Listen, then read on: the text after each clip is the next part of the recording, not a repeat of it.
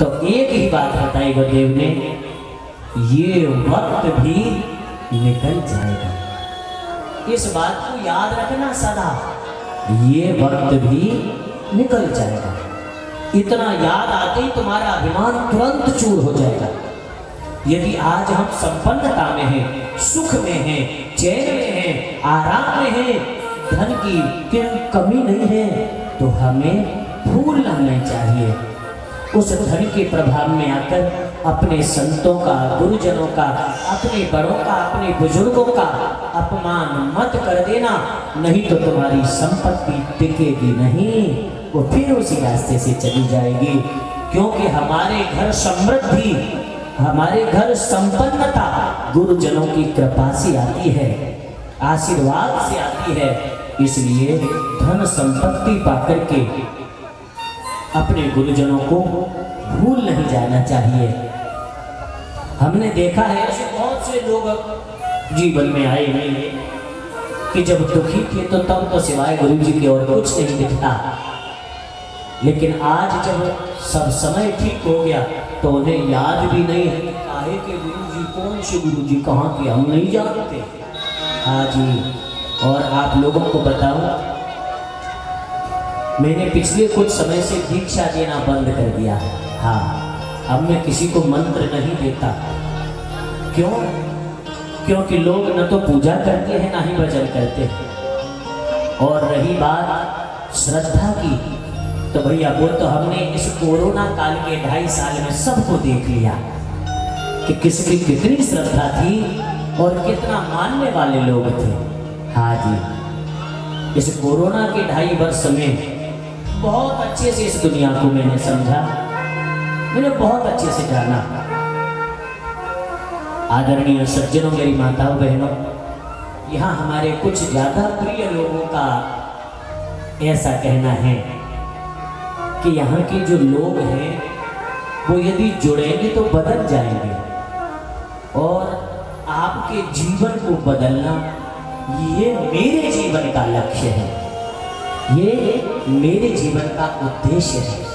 समाज में आज भी हम जीते हैं केवल इसलिए कि ताकि अपने समाज को एक सही दिशा दिखा सकें, एक ऐसा पथ, एक ऐसा रास्ता तुम्हारे लिए तैयार करें कि जिस रास्ते पर चलते हुए बिना किसी थकावट के, बिना किसी रुकावट के, बिना किसी व्याधि के सीधे चलते हुए मेरे परमात्मा भगवान सदाशिव और भगवती जगदम्बा पार्वती के श्री चरणों तक आप लोग पहुंच जाओ, उनके चरणों को पा जाओ। बस इतना ही मेरे जीवन का उद्देश्य है, इतना ही लक्ष्य है। हमारे देश में सनातन संस्कृति, हमारी सभ्यता पूरे विश्व में फैले। आज हम लोग भी काहे के सनातनी, बताइए मुझे, तुम्हारे अंदर क्या बचा है? कहने को तुम हिंदू हो, लेकिन हिंदुओं का बचा क्या है तुम्हारे अंदर, जरा सोच लो। तुमने पहले अपनी वेशभूषा छोड़ी, जो तुम आज बने घूमते हो ना पेंटियर, ये तुम्हारी वेशभूषा नहीं थी। समझ लेना, ढंग से सुन लेना, पहले तो तुमने अपनी भेष और वेशभूषा को छोड़ा, फिर तुमने अपने जीवन के तौर तरीके छोड़े, अपने व्रत उपवास सब छोड़ दिए। अब तो भैया डे चलते हैं, डे। आज कौन सा है? आज मदर डे है, आज फादर डे है। अरे मूर्खो, हमारे यहाँ हर दिन माता पिता को प्रणाम करके शुरुआत होता है। ये एक दिन की तो व्यवस्था उन लोगों की है कि जिनके यहाँ संतति ही पशुओं की तरह होती है। बस पशुओं की भांति मिले, संतान हो गई, उसे अनाथालय में फेंक दिया और खुद दूसरी जगह रह रहे हैं। अरे राम राम राम राम, वो तो पशुओं की सभ्यता है।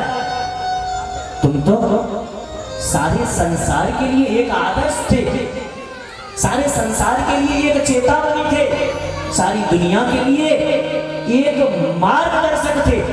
लेकिन तुमने विदेशियों की बातों में आकर खुद को ऐसा बदला कि देश तो आजाद हो गया 1947 में, लेकिन तुम्हारा दिमाग आज भी आजाद नहीं हो पाया। तुम आज भी मानसिक गुलाम उस अंग्रेजियत के बने रहे। अपने बच्चों को हम पढ़ाते हैं इंग्लिश मीडियम में। एक भैया कह रहे थे महाराज हमारे बच्चे पे हिंदी बोलने नहीं आती, मैं मर जा कुआं में जाके गिर के। यदि तू इतना भी अपने बच्चे को नहीं सिखा पाई कि अपनी मातृभाषा भी हमारे बच्चे बोलना छोड़ते जा रहे हैं, और तुम कहते हो कि हम पढ़े लिखे बन रहे हैं, तुम पढ़े लिखे मूर्ख बन गए हो और कुछ नहीं। और एक बात बताऊं, किसी अनाथालय में चले जाना, तुम्हें मेरी बातें बुरी लगती होंगी, लेकिन सत्य हमेशा कड़वा होता है। तुम्हारी चापलूसी करने वाला, केवल तुम्हारे मुंह पर तुम्हारे जैसे कहने वाला तुम्हें कभी नहीं सुधार सकता। जितनी दवा कड़वी होगी जीवन में उतना ही लाभ देगी, उतना ही तुम्हें फायदा देगी। मेरे बंधुओं, यदि तुम्हें सच्चाई जाननी है अपने इस समाज की, तो किसी अनाथालय में या वृद्धाश्रम में चले जाना और वहां जाके देखना, वहां पर रहने वाले वह वृद्ध माता पिता, उनसे पूछना तुम्हारे बेटे क्या करते हैं। कोई कहेगा डॉक्टर है, कोई कहेगा इंजीनियर है, कोई कहेगा विदेश में रहता है, हमारे यहाँ कोई है नहीं। अरे राम, इन संतान को हमने पाल पोस करके इसलिए बड़ा किया कि बुढ़ापे में जब हमें एक गिलास पानी की भी जरूरत पड़े तो हमें वो वृद्धाश्रम में जाकर के लेना पड़े है? और इसे तुम कहते हो कि हम हाजी पढ़ लिख गए, हम भौतिकवादी बन गए। क्या बन गए? तुम कुछ नहीं बने, कुछ नहीं बने। तुमने अपनी भाषा छोड़ी, अपना भेष छोड़ा, अपनी संस्कृति छोड़ी और अब अपना खान पान छोड़ दिया। हाँ, सुनाई नहीं दे रहा होगा ना? अपना खान पान छोड़ दिया। दूध भी खाने वाले लोग आज हाजी बोतल पीते हैं, वो तुम्हें कभी महंगा नहीं लगता। जो टॉयलेट क्लीनर है, वास्तव में हमारी आंतों को गलाने वाले उसमें केमिकल मिले होते हैं। और ये बातें कोई सुनी सुनाई नहीं है, आके देख लेना। जो तुम पीते हो ना ठंडा के नाम पर, पीना है ना, तो ये जूस पियो जो हमारे देश में लोग पैदा करते हैं, जो जिसमें कोई चीज नहीं मिलाई जाती, कोई उसमें उल्टा सीधा केमिकल तो नहीं। भाई तुम गन्ने का जूस पियोगे, मौसमी का जूस पियोगे, अनार का जूस पियोगे, तो वो तुम्हें शरीर में फायदा देगा, मन को ताकत देगा। लेकिन तुम तो फैशन वाले भैया सांप पीछू खाओगे है? जो आज फास्ट फूड के नाम पर तुम लोग भटकते हो, खाते नहीं हो, खाना तो अलग बात हो गई, पशुओं की तरह है करके खाओगे उसे, और देखने में भी कैसी तो लगती है, वो कैसे खा जाते हो तुम लोग है? ये पता है तुम्हारे बच्चों के डाइजेशन और शरीर के सारी जो व्यवस्थाएं हैं सबको खत्म कर देगा। और तुम यदि बच्चों से आज कहोगे घर पे बढ़िया देसी घी का भोजन बनाया, नहीं खाएगा, लेकिन वो जहर मिला हुआ ये सारी चीजें जरूर खाएगा। एक इसमें केमिकल पड़ता है, क्या नाम है उसका, वो केमिकल केवल इसलिए डाला जाता है, अजीनोमोटो, याद आ गया मुझे, उसका नाम है अजीनोमोटो। ये केवल तुम्हारे दिमाग को भ्रमित करता है। हाँ, ये तुम्हारे दिमाग को गलत सूचना देता है। तुम सड़ा हुआ भोजन कर रहे होगे ना, तो भी तुम्हें ऐसा लगेगा जी तो बहुत अच्छा, बस।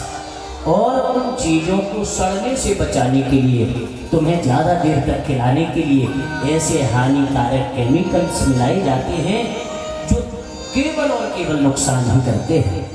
इसलिए मेरी माताओं, बहनों, भाइयों, बंधुओं, यदि तुम ये चाहते हो कि हमारा परिश्रम का धन हमारे अपने जीवन में लगे, डॉक्टरों को न देना पड़े, तो अपना खान पान सुधारिए।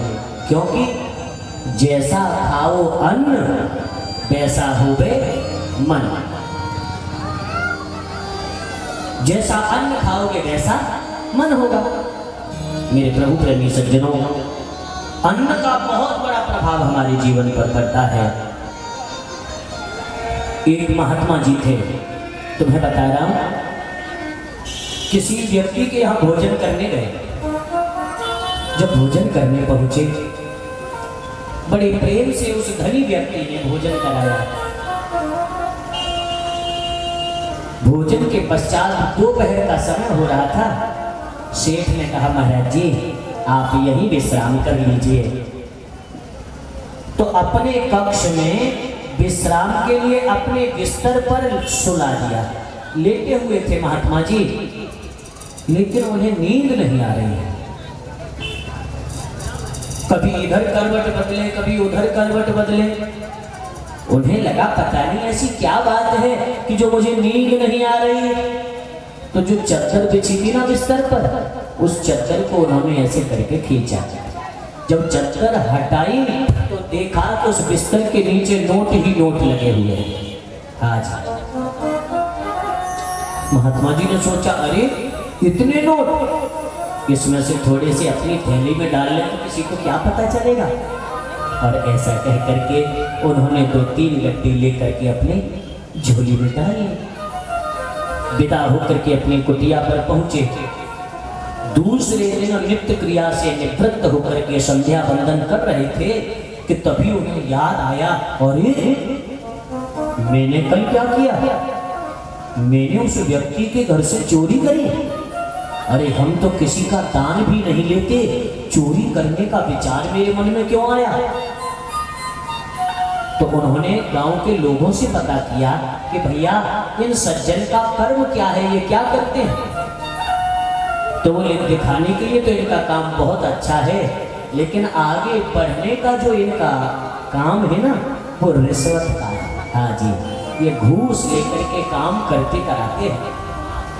महात्मा जी ने जैसे ही सुना समझ गए और तुरंत दौड़कर उसके घर पहुंचे। वो व्यक्ति अपने घर के नौकरों को डांट लगा रहा था कि तुमने मेरे कमरे में से चोरी करी है। वो बेचारे खड़े खड़े रो रहे हैं। तब तक महात्मा जी पहुंचे और जाकर के वो अपनी थैली में से निकाल करके नोटों की गड्डी पकड़ाई। भैया ये पकड़ो, और यदि हो सके किसी संत महात्मा को अपने घर बुलाओ तो उन्हें अपने परिश्रम के अन्न का कुछ खिलाओ। दूसरों के द्वारा छल कपट करके कमाया गया धन, लाया गया धन, इससे यदि तुम पुण्य करते हो, दान करते हो या दान का दिखावा करते हो, तो उसका पुण्य उसी को मिलता है जिसका वो पैसा होता है। हमने अपने यहाँ सुबह पूजा में देखा कि लोग पूजा करते हैं, खुद घर से 4 चीजें लेके आएंगे और लोगों से मांग मांग के पूजा कर लेंगे। सदा तामसी भोजन करोगे तो तुम्हारे विकारों को कोई नहीं रोक पाएगा, तुम्हारी बुद्धि को बिगड़ने से कोई नहीं रोक पाएगा। आदरणीय सज्जनों, इसलिए भगवान के भजन में मन लगाने के लिए हमें अपने आचार और आहार और विचार तीनों को सुधारना होगा। अपना आचरण, अपनी सोच और अपना खान पान। मेरी माताएं सुन पा रही हैं, भाई बंधु समझ रहे हैं। हाँ, जब तक इन 3 चीजों में आप परिवर्तन नहीं करेंगे तब तक तुम अपने धर्म के निकट नहीं पहुंच पाओगे। तो दूसरे नंबर का भक्त होता है कौन? अर्थार्थी, जो केवल धन पाने के लिए, पैसा पाने के लिए आपसे आपका भजन करता, भगवान की भक्ति करता है। और हम लोग इस संसार में आकर के जैसा जिसके साथ व्यवहार करते हैं, ठीक उसी का परिणाम हमें अपने जीवन में मिलता है। हाँ, यदि आज हम किसी के साथ धोखा करेंगे तो वो भी हमारे साथ धोखा ही करेगा। ये बिल्कुल सत्य है, इसे कोई नहीं रोक सकता। ये प्रकृति का अकार्य सिद्धांत है और सिद्धांत कभी बदलते नहीं है। हाँ, सिद्धांत कभी नहीं बदलते। इस पृथ्वी पर आप जो दोगे वो तुम्हें प्राप्त होगा, वही तुम्हें वापस मिलने लगेगा। कभी हम लोग पाप करते समय सोचते हैं कि हमें कौन देख रहा है, हमें देखने वाला कौन है। लेकिन मेरी माता, मेरे बंधुओं, उस परमात्मा से कुछ भी नहीं छुपा है, जिसने हमारे हर कर्म की निगरानी के लिए 10 कैमरे लगाए हैं। तुम ये सोचते होगे कि हमें कौन देखे, लेकिन तुम हमेशा हमेशा एक कैमरे की रिकॉर्डिंग में होते हो। हाँ, वो परमात्मा ने हर व्यक्ति के लिए उसके कर्म का लेखा जोखा बनाने के लिए 10 कैमरे लगाए हैं, वो भी बड़े हाई क्वालिटी। हाँ, बच नहीं पाओगे। वो 10 कैमरे हैं, ये 10 दिशाएं, काल यानी समय, दिन रात, सूर्य चंद्रमा, वायु यानी पवन हवा, मेघ, ये सब तुम्हारे कर्मों की रिकॉर्डिंग करते हैं।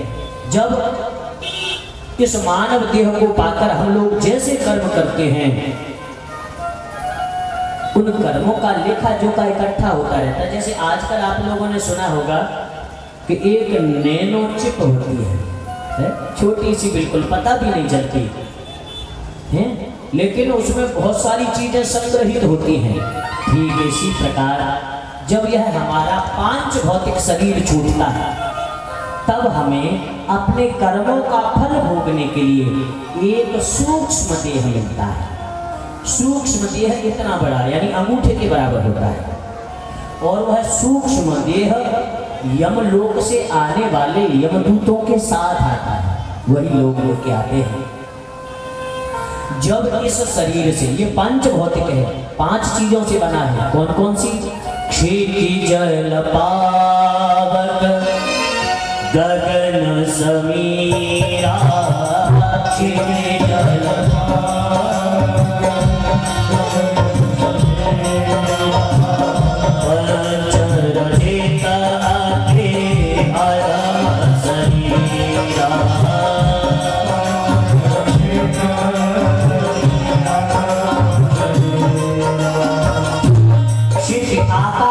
वायु, पृथ्वी, तेज, इनके द्वारा जल, इन 5 चीजों से हमारा शरीर बना है। ये 5 चीजें हमारे शरीर में होती हैं। यदि इनमें से एक की भी कमी हो जाए ना, तो ये शरीर फिर चलता नहीं। बिना हवा के जी लोगे, बिना सांस के नहीं जी सकते, बिना जल के नहीं जी सकते, बिना अन्न के नहीं जी सकते। ये पृथ्वी तत्व ही तो हम लोग धारण करते हैं।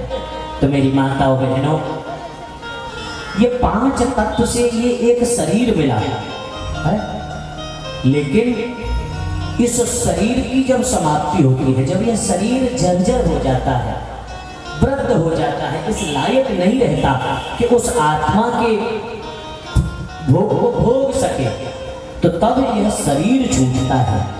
और हमारे किए हुए कर्मों के अनुसार जैसे हमने कर्म किए हैं, उनके आधार पर वह यमदूत आते हैं। मेरी माताओं समझना, यदि हम पाप करते हैं, लोगों को धोखा देते हैं, किसी भी तरह लोगों जीव हिंसा करते हैं, आजी खान पान सुधारो, ये सबसे बड़ा पाप है। जब तक तुम लोग जीवों को मार के खाते रहोगे ना, तुम्हारे ग्रह कोई ठीक नहीं कर सकता। कोई भी दुनिया का आदमी बना रहे, आज इस व्यासपीठ से दावे के साथ कह रहा हूं इस बात को, जब तक तुम ये अखाद्य चीजों को नहीं छोड़ोगे, तुम्हारे घर के क्लेश और तुम्हारे घर की अशांति कभी नहीं मिटेगी, कभी नहीं। तुम चाहे कुछ भी कर लेना, कितने ही उपाय कर लेना। इसलिए मेरे बंधु, अपने परिवारों में सुख शांति चाहते हो तो ये अभक्ष्य भक्षण करना छोड़ दो, इसे बिल्कुल त्याग दो। यदि हम यहाँ पर बुरे कर्म करेंगे तो हमें लेने के लिए भयंकर रूप में यमदूत आएंगे।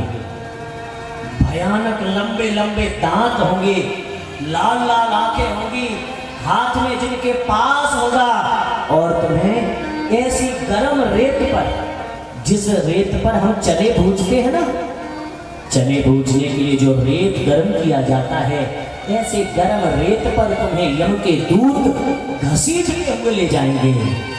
सोचो, रास्ते में न तो तुम्हें जल मिलेगा, न तुम्हें अन्न मिलेगा, न हवा मिलेगी, न प्रकाश मिलेगा।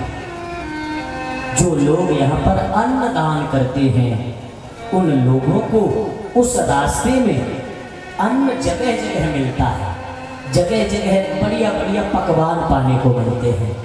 जो जल का दान करते हैं, गर्मी के दिनों में किसी रास्ते पर प्याऊ लगाते हैं और आने जाने वाले लोगों के लिए जल की सेवा करते हैं, ऐसे लोगों को उस अंतिम समय अंतिम यात्रा में तरह तरह के मीठे मीठे सुगंधित जल प्राप्त होते हैं।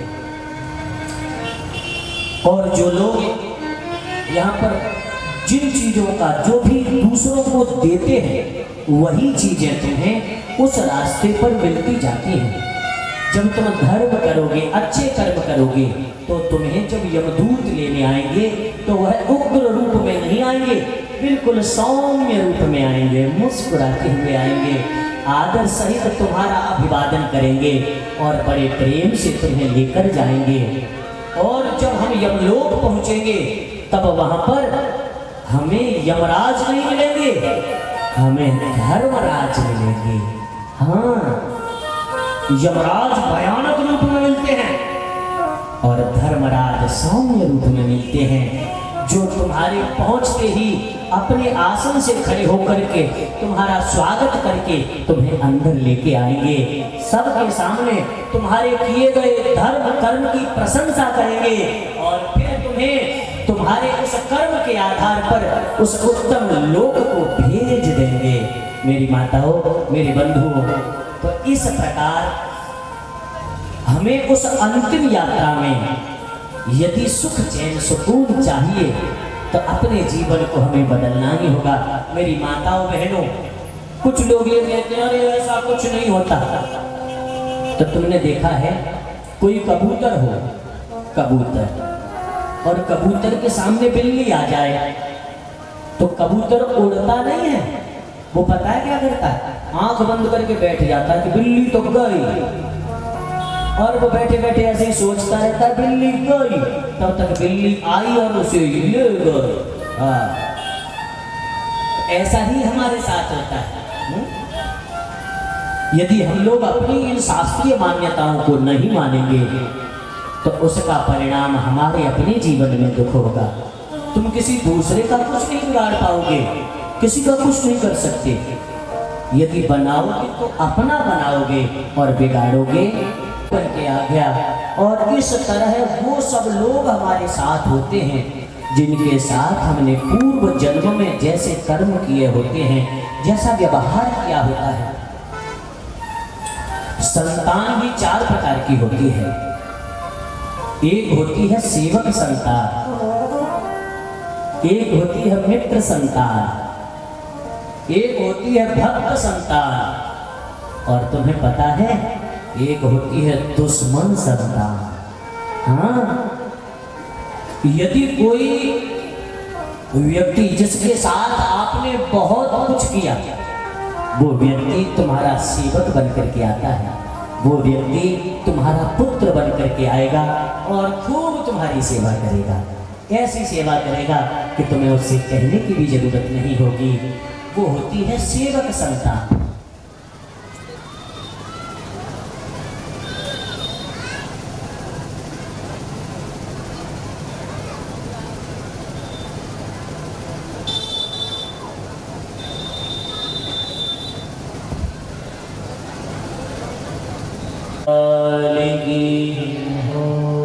सांब सदा शिव भगवान की।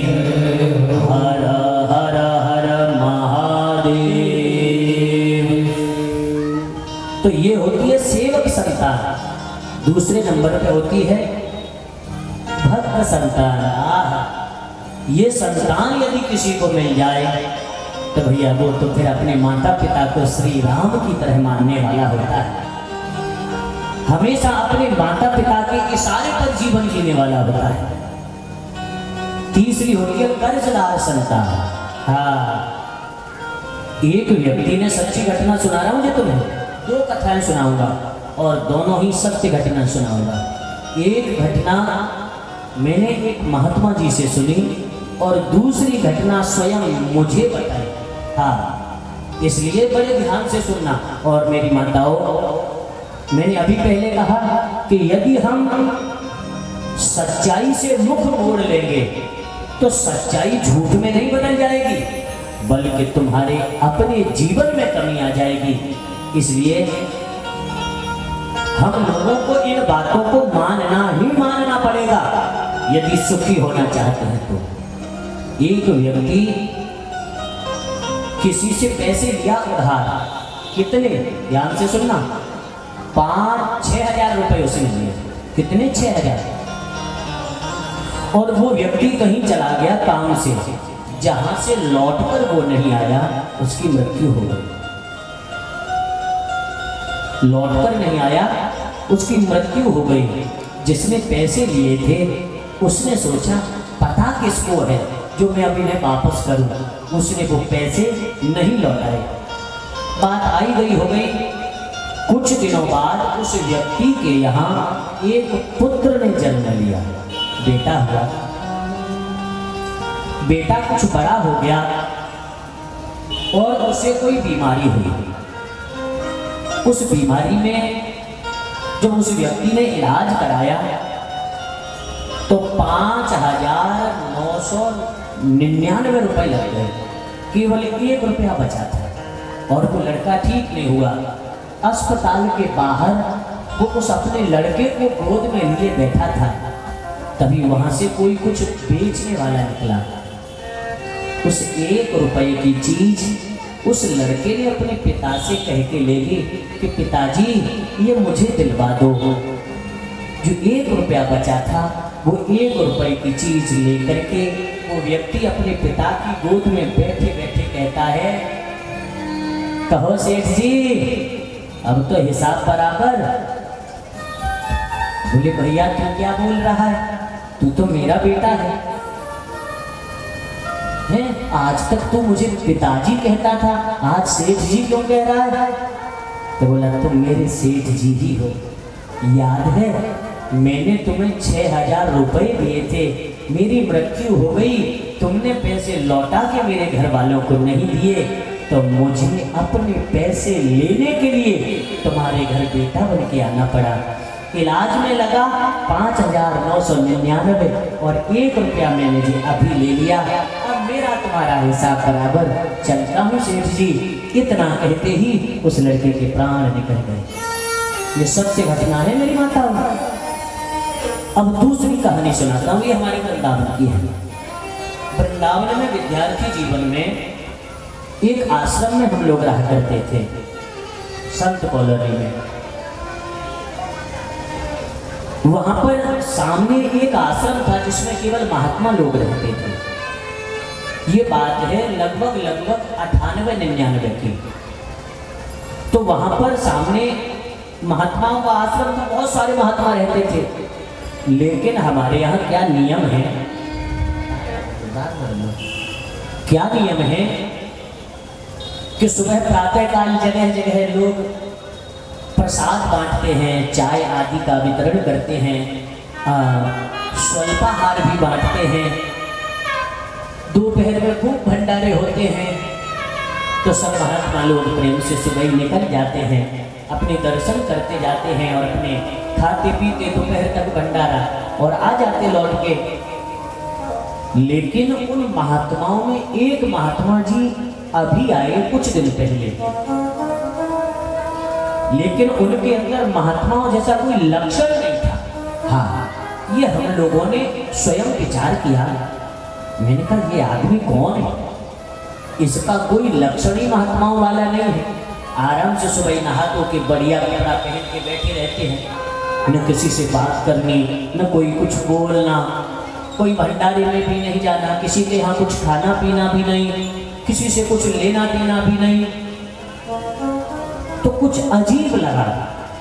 वो कभी कभी 8, 10, 15 दिन में हमारे आश्रम में आते और किसी विद्यार्थी से कह के चाय बनवाते, मेरे लिए थोड़ी सी चाय बना दो। तो चाय पी के उसका भी 2, 4, 5 रुपया अपने दे के वो तभी जाते। एक दिन हम सब विद्यार्थियों ने उन्हें घेर लिया और पूछा, बाबा सही बताओ तुम कौन हो? तुम महात्मा नहीं हो। क्यों क्योंकि तुम्हारे अंदर महात्माओं वाली कोई बात ही नहीं है। यहाँ पर देखो जो इतने सारे संत महात्मा हैं, सब सुबह सुबह निकल जाते हैं अपनी अपनी झोली लेकर के। तुम न कभी कहीं जाते हो न किसी से मिलते जुलते हो, क्या बात है? हमें सही से बताओ कि तुम कौन हो, कहाँ से आए हो? क्या किसी से छुप के यहाँ पे रहते हो? कोई गलत काम करके आए हो? चोरी छुपे हो यहाँ पे? तो उस व्यक्ति की आंख में आंसू आ गए। हाँ, और बोला भैया देखो, वैसे तो मैं किसी को भी ये बात नहीं बताता, लेकिन तुम सब लोग ब्राह्मण हो, आचार्य बनने जा रहे हो, कल को समाज को एक दिशा दिखाओगे, इसलिए मैं तुम्हें अपने जीवन की घटना सुनाता हूँ कि मैं कौन हूँ। अब उस व्यक्ति ने हम लोगों को अपनी बात बतानी शुरू करी और बताया कि हम दो मित्र थे। सभी बंधुजन बड़े ध्यान से समझना, जैसी जैसी उन्होंने सुनाई जो कि क्यों तुम्हें सुना रहा हूं। हम दो मित्र थे और दोनों ही अपने घर से बाहर किसी शहर में गए व्यापार करने। अब जैसे कोई व्यक्ति यहाँ का रहने वाला पटना में जाके अपना काम धाम करने लगे, तो दोनों ने मिलकर के पहले फल बेचना शुरू किया। फल बेचते उससे जो है लाभ हुआ, उससे उन्होंने रेहड़ी खरीदी जिस पर रख के फल बेचते हैं ना वो। फिर उस पर दोनों मित्र फल बेचने लगे। अच्छा व्यवहार था, बोलचाल अच्छा था, इसलिए काम इनका चल पड़ा।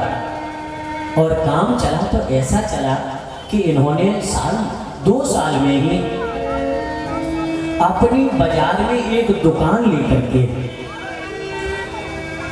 फल और जूस बेचना शुरू कर दिया। जूस भी बेचते, फल भी बेचते।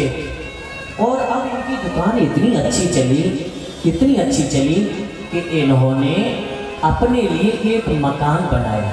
क्योंकि दोनों में बहुत घनिष्ठ मित्रता थी, एक दूसरे को ही सब कुछ समझते थे, तो अब एक घर बनाया। जब घर बन गया इन दोनों का, तो धीरे धीरे करके इन लोगों के विवाह भी हो गए। दोनों के विवाह हो गए। तो जो महात्मा जी हमें बात सुना रहे हैं ना, वो कह रहे हैं, बोले मेरी घरवाली थोड़ी ज्यादा होशियार थी। उसने आते ही हिसाब किताब लगाना शुरू किया। अरे वो इतना पैसा खर्च करते हैं, तुम कुछ नहीं करते, वो इतना उड़ाते हो, तुम कुछ नहीं करते, अरे हमारा इतना ज्यादा खर्च होता।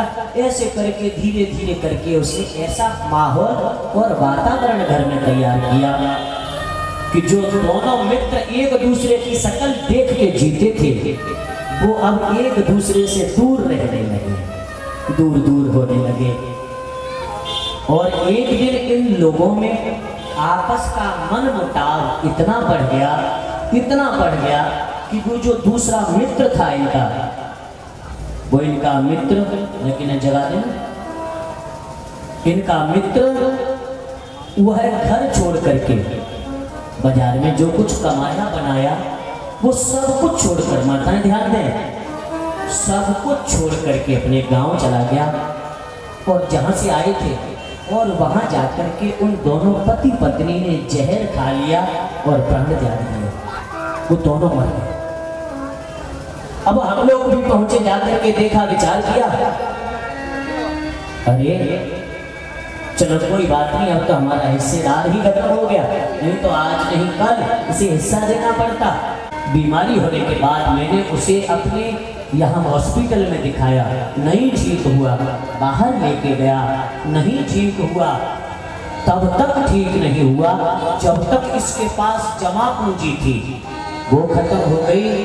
तो इसने जो मकान प्लॉट बनाए थे उनको बेचना शुरू किया।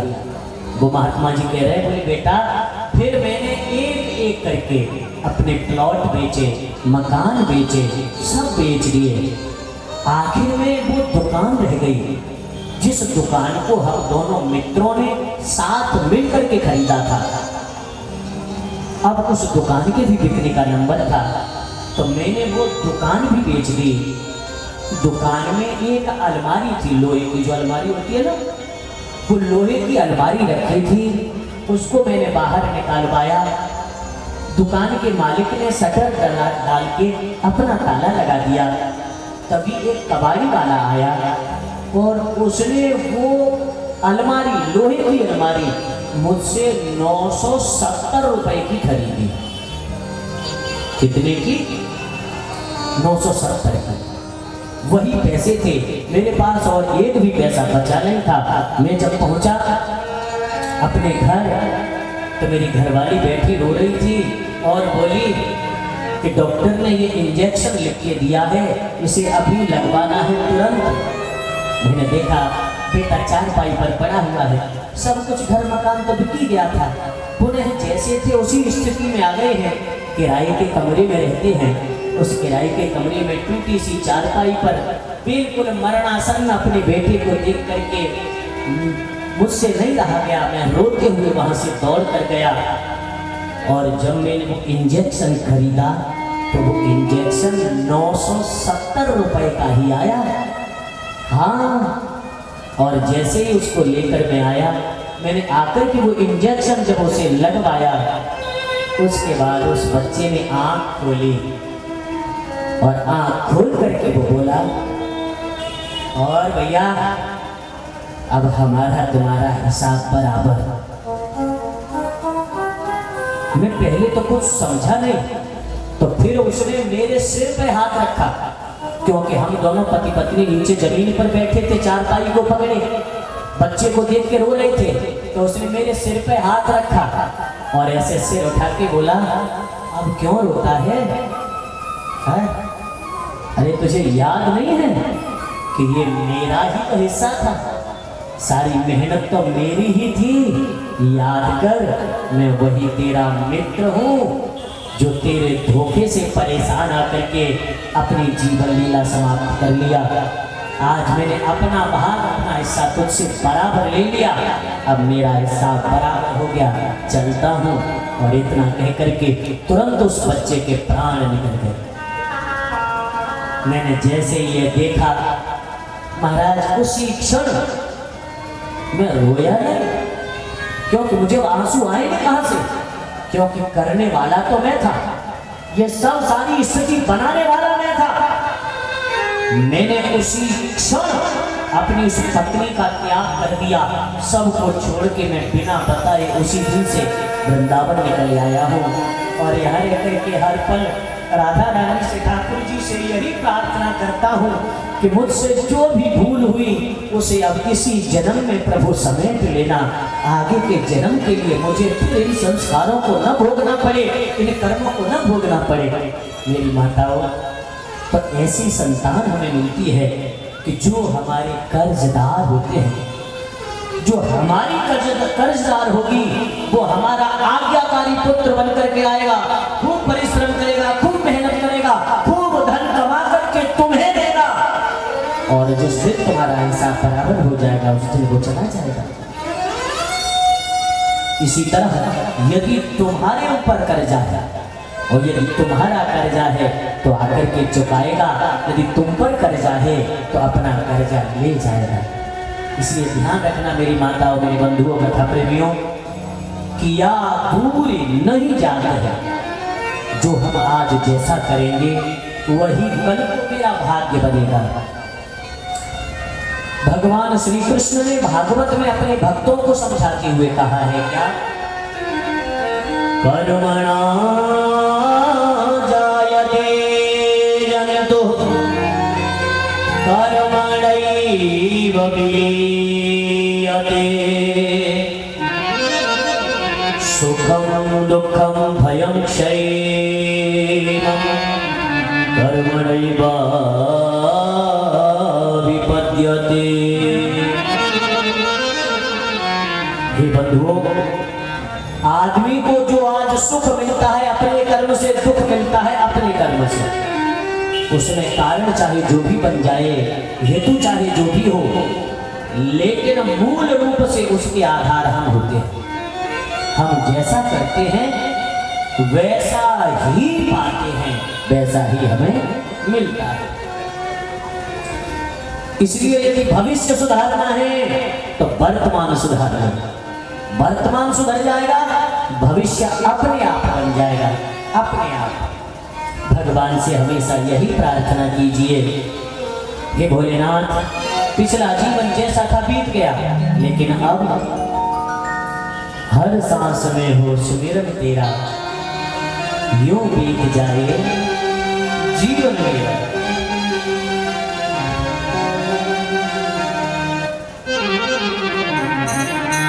हर सांस में हो सुमिरन तेरा,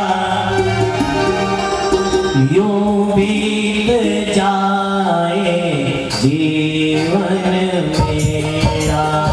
हर सांस में हो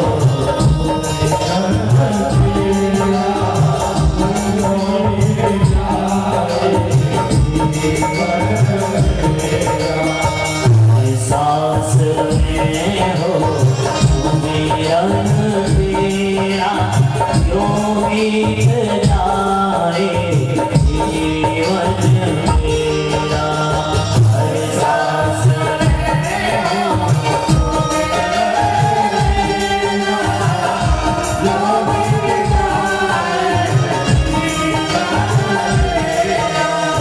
तेरी पूजा करते बीते साँझ सवेरा, तेरी पूजा करते बीते साँझ सवेरा, यूं बीत जाए जीवन मेरा, यूं बीत जाए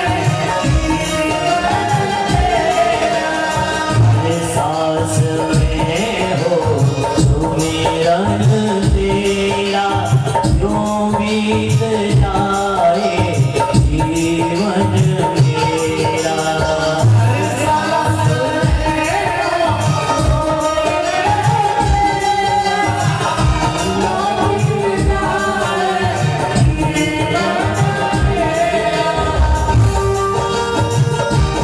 भोलेनाथ से प्रार्थना करिए तालियां बजाते हुए।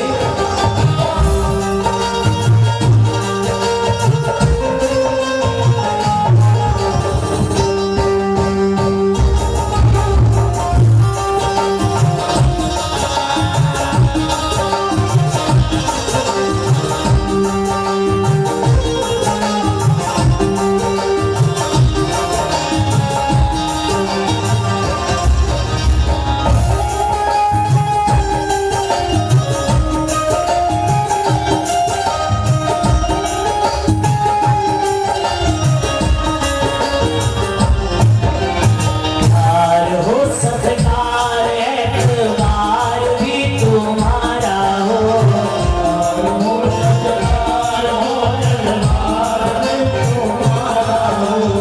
हार हो सत्कार एतबार भी तुम्हारा हो,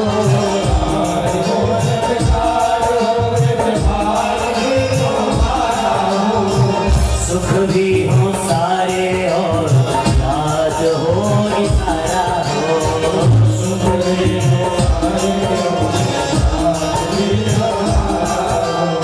वो आत्मा पर तेरा ही पहरा, यूं बीत जाए जीवन मेरा। सांस में हो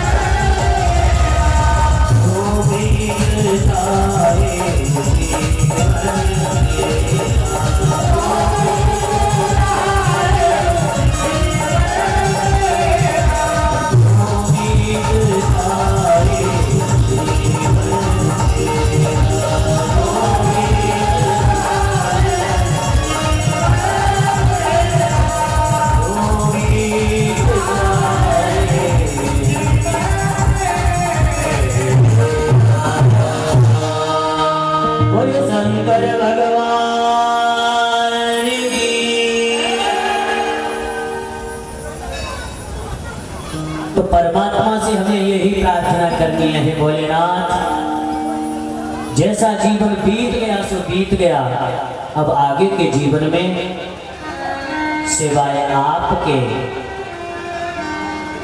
और किसी का भी स्थान इस हृदय में न रहे। प्रेम से बोले जय सिया राम।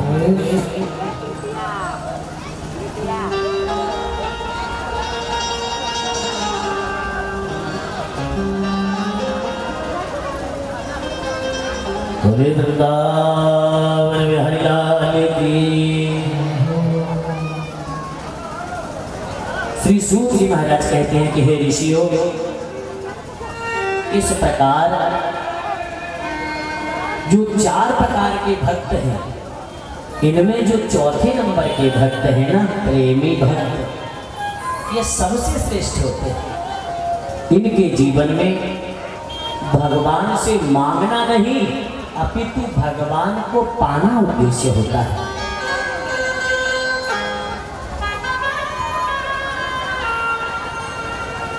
भगवान को पाने के लिए जो भजन करते हैं, सही मायने में जो सच्चा प्रेम परमात्मा से करते हैं, वो अपने जीवन का समस्त लाभ प्राप्त कर पाते हैं।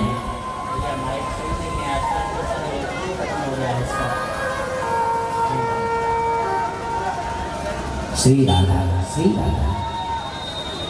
देखो, एक चद्दर बिछाने में भी हम कितना हल्ला मचाते हैं। हाँ, और हमारी माताएं तो बेचारी इतनी अच्छी हैं, उन्हें तो जैसे जैसे तो मौका मिला सड़क की तरफ देख देखो, फिर जब ते महाराज आए हैं तब ते चुपका के बैठा रही है कि भैया रे हाँ है? श्री राधा। बोलना एक बार जोर से, प्रेम से, जय श्री राम। सूत जी महाराज कह रहे हैं कि हे ऋषियों, श्री शिव महापुराण की कथा के अंतर्गत हम आप लोग बड़ी दिव्य चर्चाओं को श्रवण कर रहे हैं। श्री वेदव्यास जी महाराज लिखते हैं कि माता सती की अपने देह त्याग के बाद जब अपने स्वरूप में स्थित हुई, तब यही विचार कर रही थी कि मुझे भगवान शिव की अर्धांगिनी बनने का सौभाग्य प्राप्त हो। और जिस समय माता सती ने अपना देह त्याग किया था, उस समय पर्वतराज हिमालय की पत्नी मैना भगवती जगदम्बा को पुत्री रूप में पाने के लिए तपस्या कर रही थी। तब इन्होंने यही संकल्प मन में करके, यही संकल्प मन में विचार करके अपने उस देह को त्याग दिया। भगवान भोलेनाथ उस आधे जले हुए शरीर को लेकर आकाश में घूमते रहे। इतना क्रोध है सदाशिव को कि देवताओं को लगा कहीं प्रलय न हो जाए, तो भगवान श्री नारायण आ गए। और भगवान नारायण भोलेनाथ से माता सती की चर्चा करते रहे, बातें करते रहे, और साथ ही साथ उनके एक एक अंग को काट कर गिराते भी रहे। जिस जिस जगह पर जो जो अंग माता भगवती का गिरा, वो सभी स्थान शक्ति के केंद्र बन गए, वह सभी दिव्य स्थल बन गए, सिद्ध स्थान बन गए।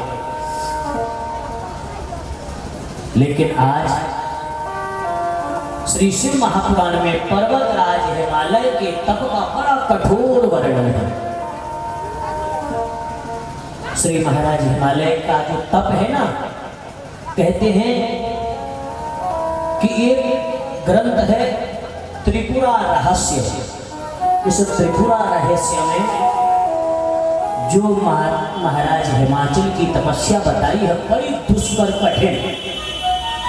माता भगवती की पहले इन्होंने तपस्या करी, दोनों पति पत्नी ने। महाराज हिमाचल और इनकी पत्नी माता मैना। आदरणीय सज्जनों, पितरों की 3 कन्याएं थी जिनके नाम हैं धन्या, कलावती और मैना। इन पितरों की कन्या को श्री सनकादिक ऋषियों ने श्राप दिया था। किस लिए? एक बार एक बड़े दिव्य यज्ञ में जहाँ समस्त देवी देवता पधारे हुए थे, वहां पर यह अयोनिजा 3 कुमारियां, ये बालिकाएं भी पहुंची। इन्होंने माता के गर्भ से जन्म नहीं लिया, ये स्वयं प्रकट है, तीनों अयोनिजा हैं। जब सनकादिक महात्मा आए तो ये 5 वर्ष के बालक की तरह दिखाई देते हैं, कौपीन भी नहीं पहनते। तो सबने उठकर इनका सत्कार किया, आदर किया, लेकिन ये तीनों कन्याएं खड़ी नहीं हुई। तो इन्हें श्राप दिया कि जाओ, तुम्हें मनुष्य लोक में नर कन्या बनना पड़ेगा, इंसान की बेटी बनना पड़ेगा। तब इन तीनों ने इस धरातल पर आकर के जन्म लिया और इन तीनों के ही यहाँ परम दिव्य शक्ति ने अवतार लिया। मेरे बंधुओं, इनमें जो सबसे छोटी है मैना, मैना का विवाह महाराज हिमाचल के साथ हुआ है। महाराज हिमाचल और भगवती मैना दोनों ही आदि शक्ति उस पराम्बा को बेटी रूप में पाने के लिए बड़ा कठोर तप करते हैं। लेकिन आज भगवती प्रसन्न हुई, प्रकट हुई। पर्वतराज ने वरदान मांगा, हे माते, आपको अपनी बेटी बनाना चाहता हूँ और सदाशिव को अपना दामाद, आप मेरी बेटी बनकर पधारिए। तो माता आदि शक्ति ने मना कर दिया, हम जगत की माता हैं, किसी की बेटी नहीं बनते। तो महाराज हिमाचल ने कहा, मैया, यदि तू कृपामयी है, यदि करुणामयी है, दयामयी है, तो मेरी तपस्या से प्रसन्न होकर के तुझे मेरी बेटी बनकर के आना ही होगा, आना ही होगा। मेरे बंधुओं माताओं, तो अब इन पर्वतराज ने तप किया। कैसे किया वो सभी श्रोता जन ध्यान से सुने। एक बहुत बड़ा कुंड बनाया और उस कुंड के ऊपर जो पीपल का वृक्ष था, जैसे विशाल पीपल वृक्ष के नीचे एक बहुत बड़ा यज्ञ कुंड बना करके उसकी डाली पर 100 रस्से लटकाए, 100 रस्से, और उन रस्सियों से अपने पैरों को बांध लिया। उस हवन कुंड के ऊपर उल्टे लटक गए। नीचे से कुंटल के कुंटल सामग्री डाली जा रही है। उस हवन कुंड में धुआं उठ रहा है और उस धुएं में उल्टे लटकी है महाराज हिमाचल। पास खड़ी है इनकी सती साध्वी पत्नी माता मैना। अपनी पत्नी मैना से कहा, देवी 100 वर्ष तक मैं आदि शक्ति का इंतजार करूंगा।